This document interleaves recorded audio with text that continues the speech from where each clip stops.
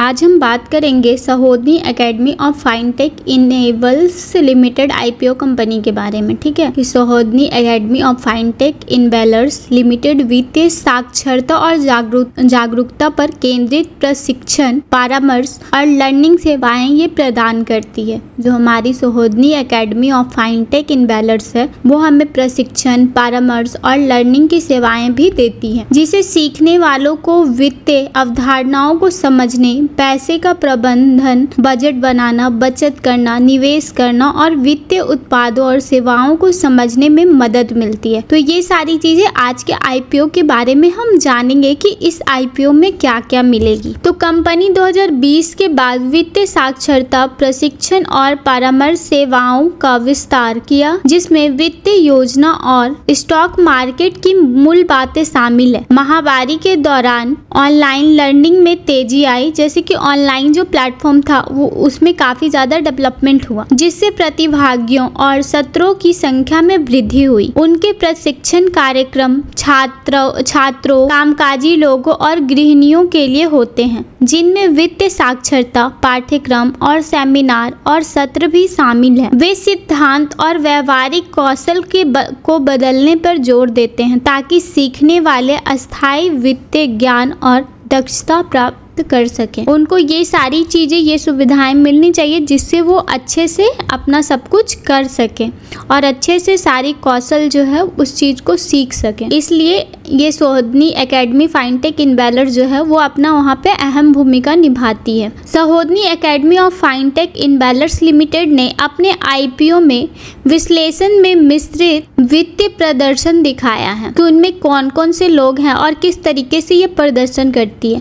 जहां राजस्व और लाभप्रदता में वृद्धि हुई है, वहीं ईपीएस और आरओएनडब्ल्यू में गिरावट ने कंपनी की कार्यक्षमता और शेयर धारकों के रिटर्न पर चिंता जताई है। Sahodani academy of fintech enables limited IPO को लाने का उद्देश्य क्या है? पहला जो उद्देश्य है, सामग्री, स्टूडियो और ऑफलाइन प्रशिक्षण। कंपनी जयपुर में एक नए स्थान पर एक और निर्माण करने की योजना बना रही है। इसके लिए राशि जो लगेगी 0.80 करोड़ का उपयोग किया जाएगा। दूसरा है आईटी खरीद। कंपनी कंप्यूटर, लैपटॉप और अन्य हार्डवेयर और सॉफ्टवेयर की खरीद के लिए 0.60 करोड़ रुपए आवंटित करेगी, मतलब देगी। कोर्स सामग्री का विकास। नए कोर्स और सामग्री का विकास अनुभवी पेशेवरों द्वारा किया जाएगा।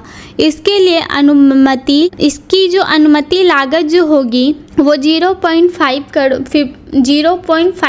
करोड़ है। और जो है हमारा ब्रांड जागरूकता में कंपनी ब्रांड की दृश्यता और जागरूकता बढ़ाने के लिए 0.35 करोड़ खर्च करने की योजना बना रही है। उसके बाद हमारा है लर्निंग मैनेजमेंट सिस्टम यानी LMS, जिसको हम LMS भी कहते हैं। उसका जो फुल फॉर्म हो गया आपका learning management system. Company digital उपस्थिति को महत्वपूर्ण मानती है और मौजूदा वेबसाइट www.safefintech.in को LMS के साथ एकीकृत करती है, यानी उसको जोड़ती है और वहाँ पे 0.10 करोड़ के लिए राशि जो है वो आवंटित करेगी। सहोदनी academy of fintech enables limited एक आईपीओ ला रही है, जिसमें 9,70,000 नए शेयर जारी किए जाएंगे, जिनकी कीमत जो रहेगी 3.88 करोड़ रुपए है और 5,60,000 शेयरों की बिक्री की पेशकश की जाएगी, जिनकी कीमत 2.24 करोड़ रुपए है।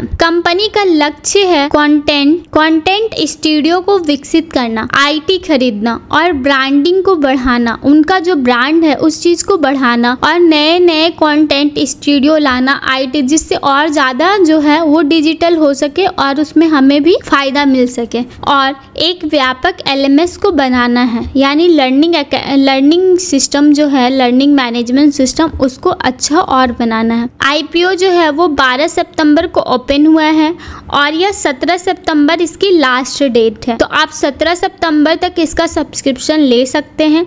लास्ट इसकी जो लिस्टिंग डेट है वो 20 सितंबर 2024 है।